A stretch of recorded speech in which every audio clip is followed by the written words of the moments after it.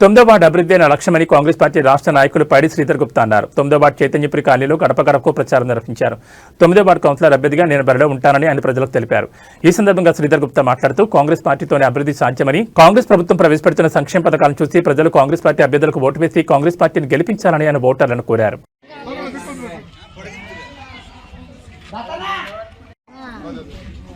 Definite చేస్తాను అమ్మ, నువ్వు బేఫికర్ ఉండు అమ్మ, ఖచ్చితంగా చేస్తాను. నేను చేస్తాను. పద్మమ్మ గారు అడిపారు, పద్మమ్మ అదే అంటున్నాను చేస్తాను, కంపల్సరీ చేస్తాను. మీరు బేఫికర్ ఉండరు.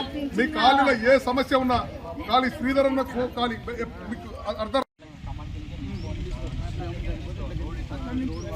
ఈ రోడ్ కావాలి కదా మనకు, ఇది ఎన్ని మీటర్లు ఉందో రాయిరి, అన్ని మీటర్లు ఖచ్చితంగా సీసీ రోడ్ కూడా వేపిద్దాం, డెఫినెట్ వేపిద్దాం.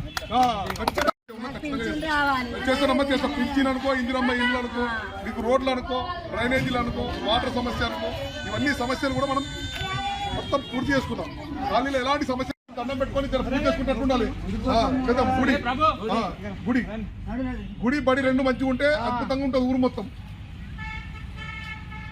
పోచమ్మ తల్లి మాతాకి, పోచమ్మ తల్లి మాతాకి జై జై కాంగ్రెస్. 9th వార్డ్ కౌన్సిలర్ గా మరి నాకు అవకాశం ఇచ్చిన అధిష్టానానికి, అదేవిధంగా అందరికీ పేరు పేరున నా హృదయపూర్వక ధన్యవాదాలు తెలియజేసుకుంటున్నాను. ఎందుకంటే కాంగ్రెస్ పార్టీ నుంచి నాకు సేవ చేసే భాగ్యము 9th వార్డు కల్పించినందుకు వాళ్ళకి ఎప్పుడు రుణపడి ఉంటాను పార్టీకి. అదేవిధంగా 9th వార్డులో ఏ సమస్యలున్నా, ఎందుకంటే వృద్ధాప్య పింఛన్లు కావచ్చు, అదేవిధంగా భర్త చనిపోయి కూడా మరి పింఛన్లు రాని వాళ్ళు చాలా మంది ఉన్నారు.